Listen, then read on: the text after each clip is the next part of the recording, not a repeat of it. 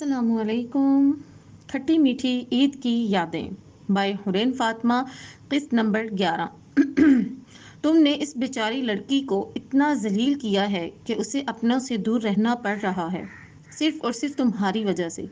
तुमने उसके माजी की कुछ गलतियों को अपने ऊपर इस कदर सवार किया हुआ है कि तुम्हें उसकी गई अच्छाइयाँ नजर ही नहीं आती। आज तुम तन्हा रह गए हो मिस्टर अरशमान शाह। तुम्हारे साथ ना ही तुम्हारे दुख सुख की सांझी तुम्हारी हमसफर है, ना ही तुम्हारे साथ तुम्हारी फैमिली है। शाजिया बेगम की बात पर उसने नम आंखें लिए अपनी माँ की तरफ देखा था। बेटे की नम आंखें देखकर उनका दिल एक पल के लिए नर्म हुआ है, लेकिन अगले ही पल उन्हें उसकी हिजाब के साथ की गई उसकी ज्यादतियां याद आईं। तो वो अपना चेहरा मोड़ गईं और वहां से चली गईं। उनके जाने के बाद बाकी सब घर वाले भी वापस अपने कमरों में चले गए। किसी ने भी उसके चोट लगने की वजह पूछनी जरूरी नहीं समझी। सॉरी पापा, मुझे माफ कर दें। अब्दुल्ला शाह ने अभी अपने कदम उठाए ही थे कि उन्हें अपने पीछे से अरशमान की आवाज सुनाई दी। वो झटके से उसकी तरफ मुड़े थे। ये सॉरी शायद तुमने 2-3 दिन पहले भी की थी, उन्होंने तंजिया अंदाज में पूछा। पापा, मैं अपने किए पर शर्मिंदा हूँ, प्लीज मुझे माफ माफ। अभी इसके अल्फाज मुंह में ही थे जब अब्दुल्ला शाह ने हाथ उठाकर उसे चुप रहने को बोला। अगर तुमने उस दिन रुक कर मेरी बात सुन ली होती तो आज ये सॉरी कहने की नौबत ही नहीं आती। मैंने उस दिन तुम्हें रोकने की बहुत कोशिश की थी, पीछे से तुम्हें इतनी आवाजें दी थी ताकि तुम्हें सब सच बता सकूं, लेकिन तुमने मेरी एक भी नहीं सुनी और अपने गुस्से में सब कुछ गलत कर बैठे। हमने तुम्हारी ऐसी परवरिश तो हरगिज नहीं की थी कि तुम एक लड़की पर हाथ उठाते फिरो। शर्म आनी चाहिए तुम्हें अरशमान शाह। शाह हाउस के मर्दों ने आज तक औरतों पर अपने हाथ उठाकर मर्दानगी साबित नहीं की, लेकिन तुमने क्या किया? ना कि एक औरत पर सबके सामने हाथ उठाया, बल्कि उसे सबके सामने रुस्वा भी किया। वो तुम्हारी मनकूहा थी, तुम उसे अपने कमरे में भी ले जा सकते थे, वहां ले जाकर उससे सवाल जवाब मांगते। यूं सबके सामने रुस्वा करने की क्या जरूरत थी? जब तुमने उसके माँ बाप के सामने उस पर हाथ उठाया होगा, उसे इतने गलीज अल्फाजों से बुलाया होगा, तो उस वक्त उस बच्ची पर क्या गुजरी होगी? उसे ना जाने कितनी रुसवाई का सामना करना पड़ा होगा। तुम्हें क्या लगता है उसके माँ बाप इतने ही बगैरत हैं? उनकी बेटी किसी लड़के के गले लगी हुई थी और वो चुपचाप खड़े सब देख रहे थे? या मैं और तुम्हारी माँ इतने बगैरत थे जो अपनी बहू को किसी गैर मर्द के गले लगा देखकर चुपचाप खड़े थे? सबसे बढ़कर दाजी। तुम्हें क्या लगता है दादी ये सब बर्दाश्त करते? कभी भी नहीं। वो जरूर आगे बढ़ते उससे सवाल जवाब करने के लिए, वो उससे जवाब मांगने अपनी दी गई मोहब्बत का, लाड का, प्यार का। तुमने कहानी का एक पहलू देखकर ही अपना नजरिया बना डाला, बाकी कुछ सोचा ही नहीं। जब तुम्हें पता है गुस्से में तुम्हारी सोचने समझने की सलाहियत खत्म हो जाती है, तो तुम्हें खामोशी इख्तियार करनी चाहिए थी, सब्र तहम्मुल से काम लेना चाहिए था। लेकिन नहीं, तुम्हें तो अपनी मर्दानगी साबित करनी थी और तुम अपने गुस्से में सब कुछ गलत कर बैठे हो। अपनी बर्बादी के जिम्मेदार तुम खुद हो। तुमने खुद अपने हाथों से अपनी जिंदगी खराब की है और अपने लिए ये तन्हाई का रास्ता इख्तियार किया है। अब करो तुम उस रास्ते पर तब तक सफर जब तक वो ऊपर वाली जात तुम्हें माफ नहीं कर देती। तुम हमारे नहीं, हिजाब और अल्लाह के गुनाहगार हो, उनसे माफी मांगो।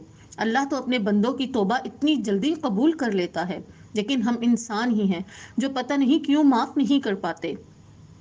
अपनी बात कहकर अब्दुल्ला शाह रुके नहीं थे, लंबे लंबे डग भरते वहां से चले गए थे।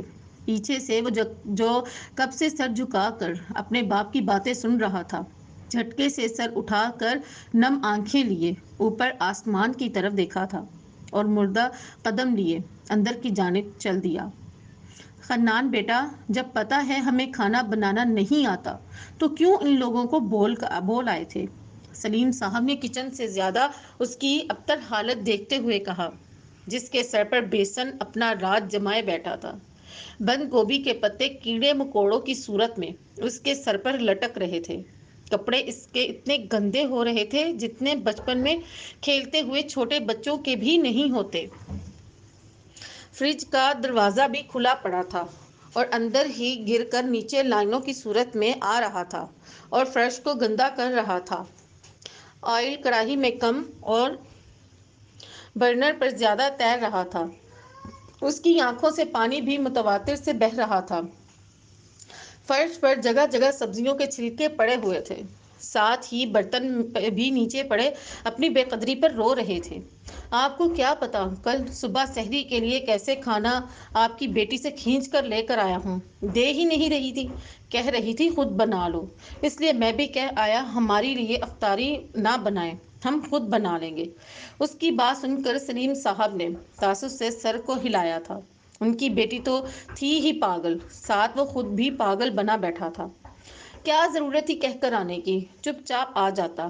اور اب ٹینشن ہی نہ لیں انکل، دیکھیں بریانی کوفتے بالکل ریڈی پڑے ہیں اور پکوڑے بھی بس فرائی ہونے والے ہیں۔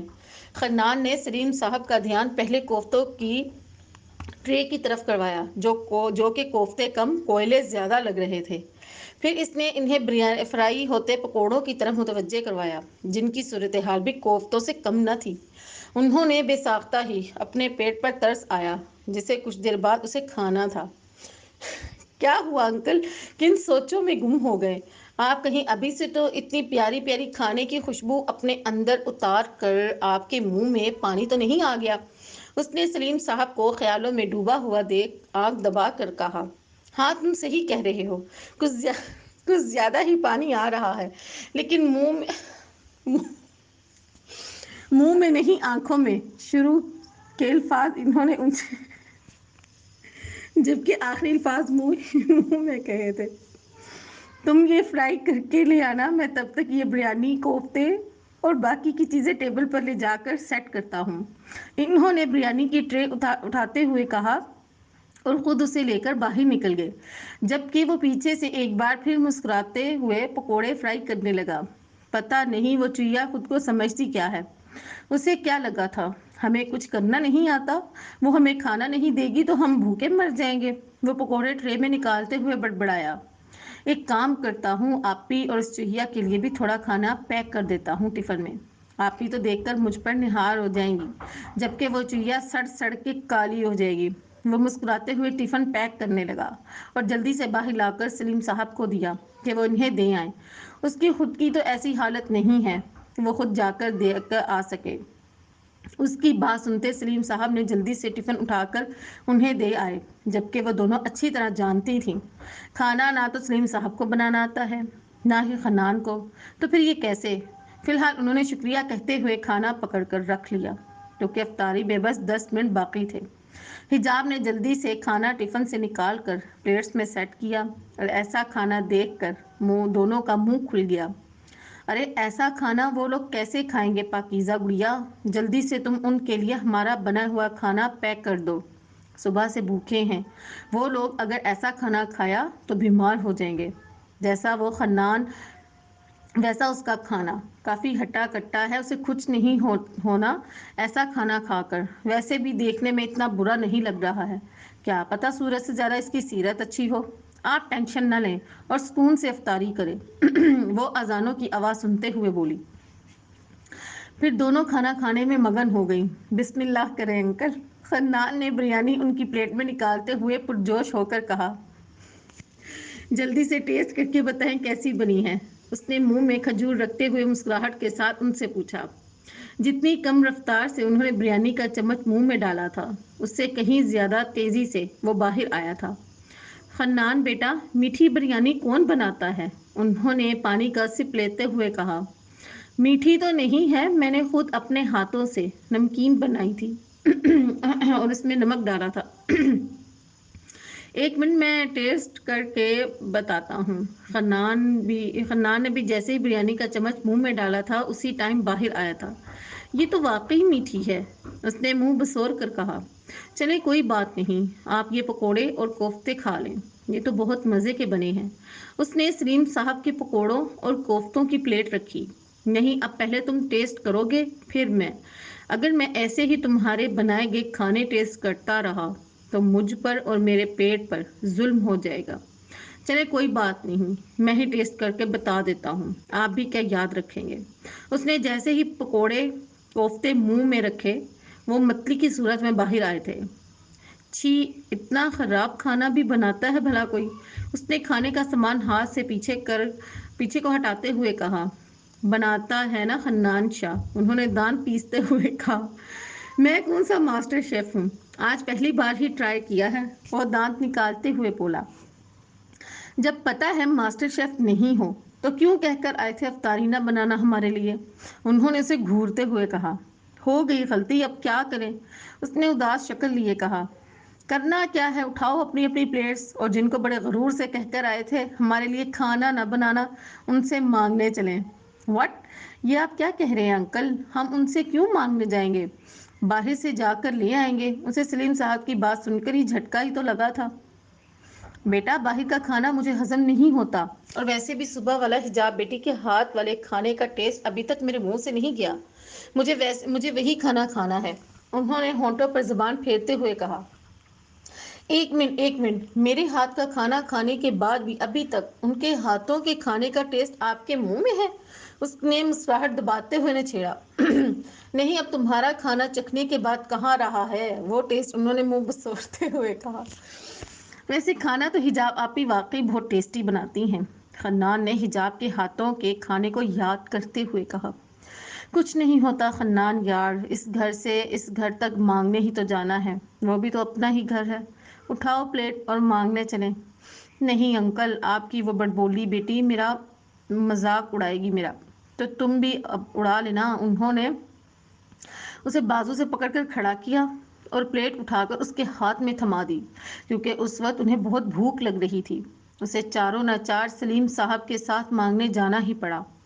ओ वाओ, कितना हैंडसम फकीर है, बिल्कुल मेरे ड्रीम हीरो की तरह। पास खड़े लड़कियों के ग्रुप में से एक लड़की ने मुस्कुराते हुए कहा। ऐसे हैंडसम फकीर की एक पिक तो होनी चाहिए, क्या कहती हो गर्ल्स, उस लड़की ने मुस्कुराते हुए अपनी दोस्तों से पूछा और अपने मोबाइल से उसकी फोटो क्लिक करने लगी। जब इसने झट से प्लेट अपने मुंह के आगे की और सलीम साहब को पकड़कर अपने सामने खड़ा किया। हाँ हाँ, लगता है हैंडसम फकीर शर्मा गया, लड़कियों ने एक दूसरे के हाथ पर हाथ मारते हुए कहा।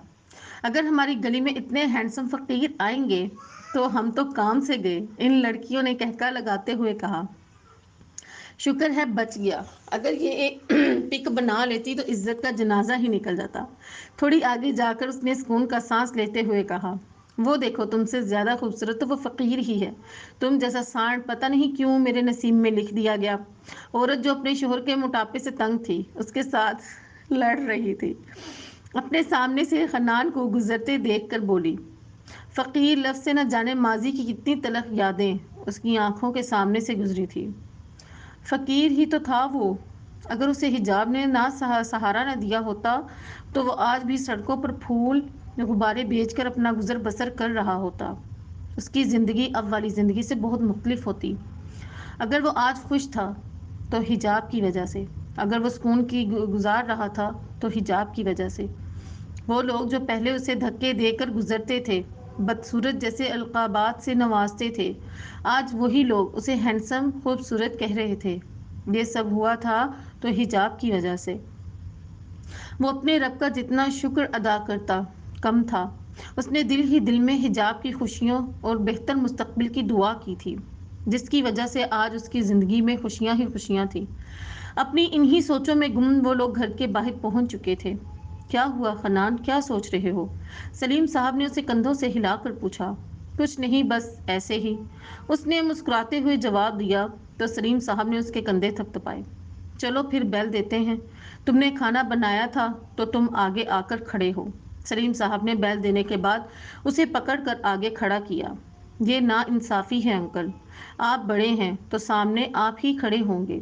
खन्नान ने फिर से सलीम साहब को पकड़कर आगे खड़ा किया। उन्हें कौन कहकर आया था अफ्तारी ना बनाने का, तुम या मैं, खन्नान ने बोला। तो तुम ही खड़े हो आगे, सलीम साहब झट से बोले और फिर से उसे पकड़कर आगे खड़ा किया। उनकी इसी धक्कमपेल में दरवाजा भी खुल चुका था। दरवाजा खुलने पर वो दोनों जल्दी से गर्दन झुकाकर खड़े हो गए। ان کے ہاتھ میں پلیٹس دیکھ کر پاکیزہ کا منہ کھلے کا کھلا رہ گیا۔ ایسی ہی سچویشن پیچھے سے آنے والی حجاب کی تھی، جو کہ ہاتھ میں ٹفن پکڑے کھڑی تھی۔ تھوڑا سا کھانا ملے گا؟ فنان نے دانت پیستے ہوئے کہا۔ معاف کریں بابا جی، کہیں اور جا کر مانگیں، ہم نے بس اپنے جتنا ہی بنایا ہے۔ پاکیزہ مسکراہٹ ضبط کرتے ہوئے بولی، ارے آپ لوگ باہر کیوں کھڑے ہیں؟ اندر آ جائیں، اور ایسے مانگنے کیوں آئے ہیں؟ دیکھیں، ہم نے آپ کا بھیجا گیا کھانا ٹیسٹ کرنے کے فوراً بعد آپ لوگوں کے لیے ٹفن تیار کر لیا تھا۔ وہ پاکیزہ کو گھورتے ان کے سامنے ٹفن کرتے ہوئے بولی۔ بے صبرے انکل سے صبر ہی نہیں ہو رہا تھا۔ میں تو کہہ رہا تھا بازار سے لا کر کھا لیتے ہیں، ایویں بڑ بولی کے سامنے انسلٹ کروا کے رکھ دی۔ وہ پاکیزہ کو ہنستے دیکھ بولا اور پلیٹ سلیم صاحب کو پکڑا کر واپس مڑ گیا۔ بابا، آپ کی چینی بھی ختم ہو گئی ہوگی، وہ بھی لیتے جانا۔ پاکیزہ نے پیچھے سے ہانک لگائی۔ پاکیزہ تم بھی نہ کیوں تنگ کر رہی ہو؟ یہ لیں انکل ٹفن میں نے کھانا پیک کر دیا ہے، آپ خود بھی کھا لیں اور اسے بھی کھلا دیجیے گا۔ حجاب نے ٹفن سلیم صاحب کو پکڑایا تو وہ چلے گئے۔ بدلے میں پاکیزہ نے دانتوں کی نمائش کرنا ضروری سمجھا۔ کیوں کرتی ہو ایسے؟ حجاب نے نفی میں سر ہلاتے ہوئے کہا۔ مزہ آتا ہے اس لیے، وہ بھی آنکھ دبا کر بولی، اور پھر دونوں اپنی باتوں میں مگن ہو گئیں۔ شٹ یار، یہ میں اپنے غصے میں کیا کر گیا؟ وہ گھٹنوں کے بل زمین پر گرتا چلا گیا۔ آنسو اس کی آنکھوں سے متواتر سے بہہ رہے تھے۔ Please don't do this with me, واپس آ جاؤ یار، لڑ لو مجھ سے، گالیاں دے دو، مار لو، لیکن مجھ سے دور نہ جاؤ۔ پلیز حجاب لوٹ آؤ، نہیں رہ سکتا میں تمہارے بغیر، میں اپنے کیے ہر عمل اور ہر لفظ کے لیے شرمندہ ہوں، لوٹ آؤ نہ واپس۔ تم مجھ سے محبت کرتی تھی، پھر کیسے چھوڑ کر جا سکتی ہو؟ ایک ماں کے لیے وہ بہت ہی اذیت ناک لمحہ تھا۔ اس کا بیٹا آج ہی ہاسپٹل سے ڈسچارج ہو کر آیا تھا اور نیچے زمین پر بیٹھ کر چیخ چیخ کر رو رہا تھا۔ شازیہ بیگم کا کلیجہ منہ کو آنے کو تھا، لیکن وہ بھی مجبور تھی۔ اس نے کیا بھی تو حجاب کے ساتھ بہت غلط تھا۔ حجاب، ارشمان شاہ، اس نے سسکتے ہوئے اسے پکارا تھا۔ شازیہ بیگم کو اس کی سسکیاں کمرے سے باہر سنائی دے رہی تھیں۔ انہیں بیٹے کی آواز میں اتنی اذیت ہی اذیت معلوم ہو رہی تھی۔